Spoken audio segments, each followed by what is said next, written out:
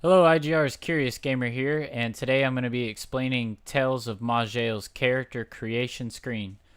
So I'm going to start at the top here. You got name, which is self-explanatory, your gender preference.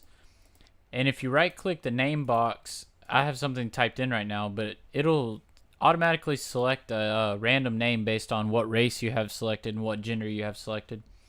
Then you have campaign. The arena is fun. You build a class and you go through a gladiator style arena, see how far you can make it. This changes based on which campaign you're playing. However, we don't have it unlocked right now. I'll explain that in just a second. You have your difficulties. This game's fairly difficult, so a lot of people play on easy to test new builds. I usually play on normal. Stay away from nightmare. I've tried nightmare a few times. Usually don't make it too far. I guess I'm a noob. Never play on exploration. This gives you infinite lives, which is just silly for a roguelike styled game. And then there's adventure, which is fun and fair. You get a few extra lives along the way. You can find drops that'll increase your lives as well. And then there's roguelike, which is how I usually play.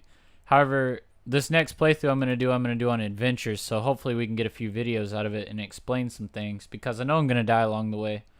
Hopefully we get all those on camera though. And you have your races.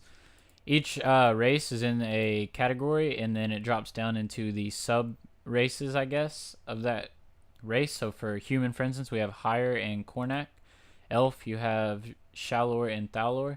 Each sub race has its own stat modifiers, life gain per level, and experience modifiers. Some races level quick, while some take longer than others. Little user interface error there. For instance, the Yeek. The Yeek has some stat penalties, however they do get huge willpower and cunning boost. They gain virtually no life per level at only 7 points, and negative 15% experience penalty. This means you level up 15% faster. Negative is positive. And they also get a 35% confusion resistance. As well as these modifiers, each race possesses their own generic talent tree with a unique ability. The Yeet gains dominant will, which allows them to gain control over a creature. And for instance, the Hire gains Gift to the Pureborn, which allows them to heal every now and then.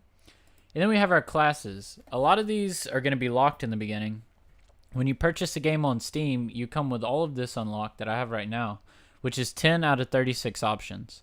These 36 options will include the campaign, the difficulties that are locked, as well as the race and class combinations that are locked. There's a lot of exploration to be done with character development in this game, as if you watched the previous video, you saw how large the skill tree was for the Arcane Blade. That's just one of the classes. Every class in this game operates off of a different form of resource, whether it's mana, energy, stamina, equilibrium, or whatever, and they all have different game mechanics. For instance, the Cursed right here completely changes the way the game works, as well as the Wormic. Very interesting type of warrior, imitates dragons using all dragon abilities. These classes are very diverse. They all have their own way of playing and their own style. I suggest if you play the game to find something that suits your taste, and the best way to do that is to either pick at random or go down the list and try to explore the race combinations as well, as they affect the way you develop your character and the way that your character will be built. And lastly, we have down here, you can build pre-made character templates, as well as randomize this entire screen, and you can change the way your character appears in the world. All these come unlocked with the Steam purchase, which is $6.99, I believe. When it's not on sale, it's just a standard price. I think there's a way to import tiles into your documents folder inside Steam and use a custom tile.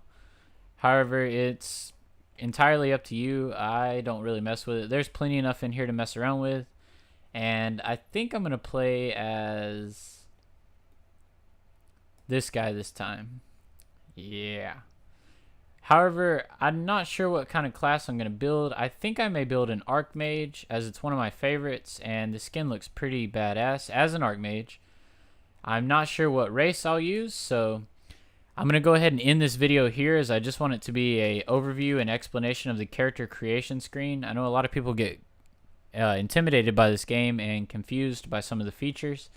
And at the beginning of my next video, I'm going to be starting a playthrough with whatever race I choose for our Archmage here. So until next time. Hey guys, thanks for watching. If you like this video, be sure and hit the like button and don't forget to subscribe. Got a question, comment, or game you'd like to see? Let us know by commenting below and do your part To help IGR discover more great games.